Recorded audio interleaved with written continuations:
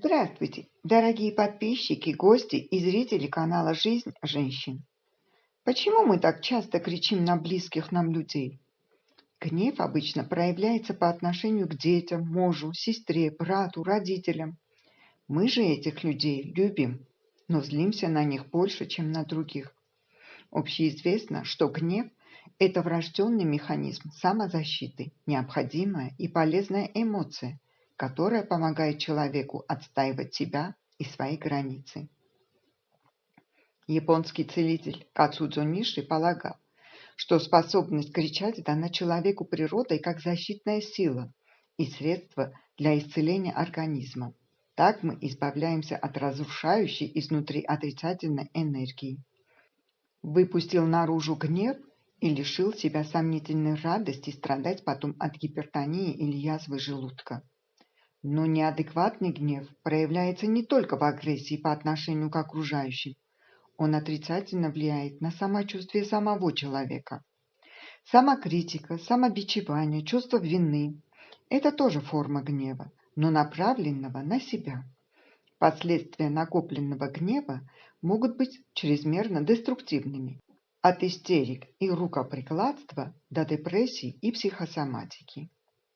С раннего детства мы легко переходим на крик, сообщая миру о своем недовольстве.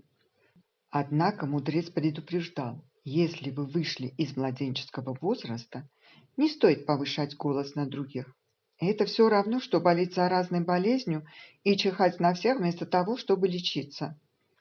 Однако многим бывает сложно контролировать и усмирить свой гнев. Если к тому же учесть, что стрессовые ситуации происходят с нами почти каждый день, даже самые уравновешенные люди периодически выходят из себя, давая волю накопившейся агрессии. При этом чаще всего под горячую руку попадаются именно члены семьи. Жизнь и так сложная штука. Зачем усложнять отношения с родными людьми? Можно попытаться наладить жизнь, и начать изменения нужно не с окружения, а с самого себя. Чтобы решить проблему деструктивного гнева, нужно прежде всего понять причину его возникновения. Чтобы научиться управлять своим чувством злости, важно понимать, откуда оно идет. Вот несколько рекомендаций, которые помогут сохранить здоровье, нервы и отношения с родными людьми. Мы злимся на близких, неосознанно активизируя чувства и переживания из собственного детства. Часто неконтролируемое поведение – проявление неосознанных сценариев из детства. На нас кричали самые близкие, родные, любимые люди. И неосознанно такой тип реакции проник в нашу суть. Мы вырастаем и начинаем поступать точно так же, как наши родители. Потому что родители тоже были с травмами детства. Примеров доброй, счастливой, заботливой жизни с близкими у них не было. Их не научили любить и управлять своими чувствами, и это не их вина. Если вы хотите изменить свои детские сценарии реагирования и поведения, важно их сначала выявить, вывести на осознанный уровень. Хорошо помогает самонаблюдение и фиксация того, что непосредственно происходит здесь и сейчас. Мы злимся на близких, защищая себя от переживаний боли, страданий и разочарования.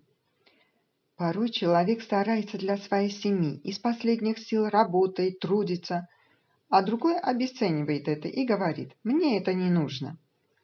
Например, когда муж работает и покупает для своей жены и детей самое лучшее. А они ломают, неаккуратно пользуются, выбрасывают, обесценивая все его вложения. Или женщина старается удовлетворить мужа и детей, совсем забывая про себя, а потом обижается и злится, что ее старания и жертву не оценили. Что можно сделать? Во-первых, помните, что время и внимание важно уделять как себе, так и другим. Стратегически правильно сначала проявить заботу о себе, тогда появится возможность и желание делать для другого. Жертвовать собой ради других не самая лучшая стратегия. Не всегда ее смогут оценить. Чаще наоборот. Чтобы не испытывать чувство вины, могут отказаться и обесценить, что для них было сделано. Во-вторых, если хочется своим близким сделать приятное, важно точно знать, что им нравится, а не додумываться о других. Тогда и поводов для злости будет меньше. Мы злимся на близких, потому что рядом с ними можно прожить это чувство, и они это примут.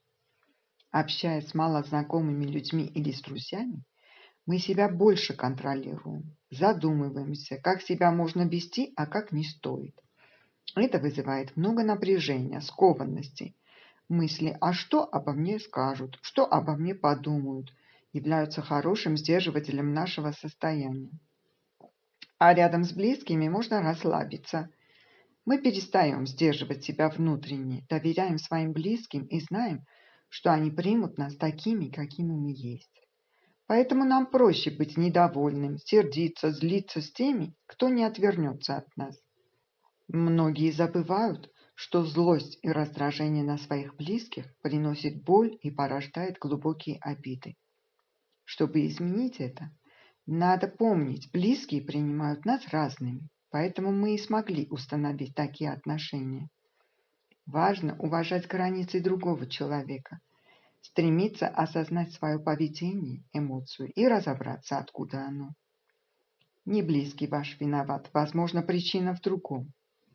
Лучше всего проговаривать свои чувства, признавать их, не вешать ярлыки на другого человека, а обозначать свое чувство. Например, «Я очень злюсь. Мне хочется прямо кричать, сломать что-то. Я разозлилась, пока ехала домой».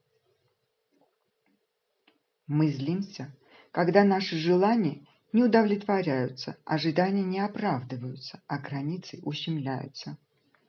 Часто причиной злости и раздражения на других людей могут быть неуспехи в других сферах.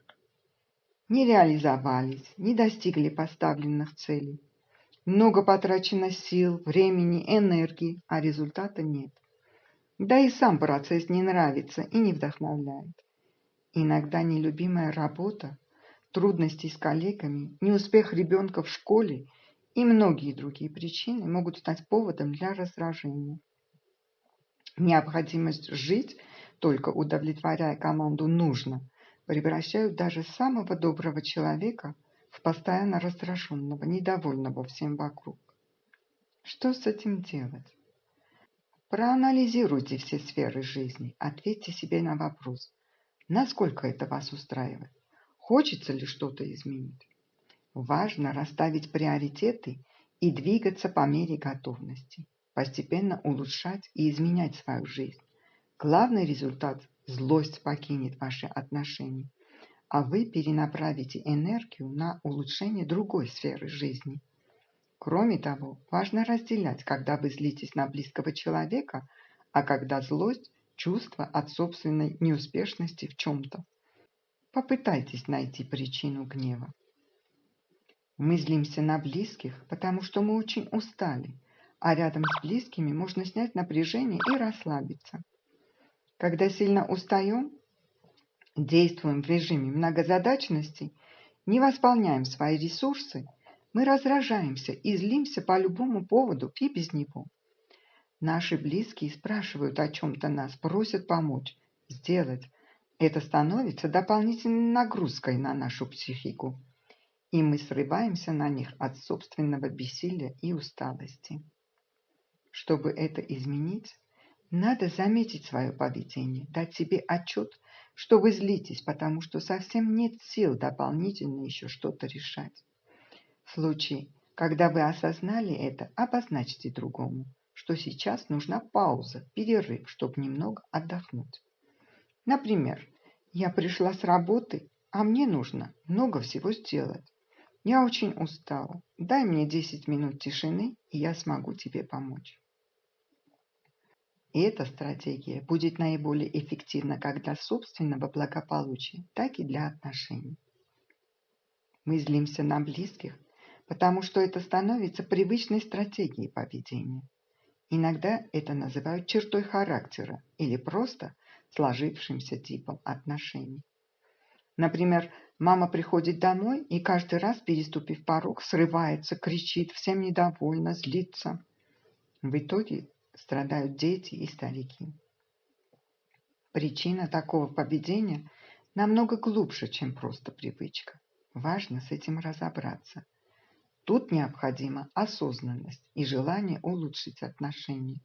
В случае, когда один член семьи постоянно злится, другим важно четко определять границы и правила дозволенного и обсуждать, что будет, если эти правила будут нарушаться. Хорошо выработать условный сигнал. Все, стоп, больше не хочу. Давай поговорим позже. И далее обсуждать в спокойном состоянии, чтобы не разрушить отношения. Помните, гнев как чувство ни хорошее, ни плохое. Проявление его – это способ обозначить, что что-то пошло не так и не устраивает. Важно выбирать экологичные способы выражения гнева, чтобы свое чувство прожить и отношения сохранить. Поделитесь своим мнением в комментариях. Не забудьте подписаться на канал и нажать на колокольчик.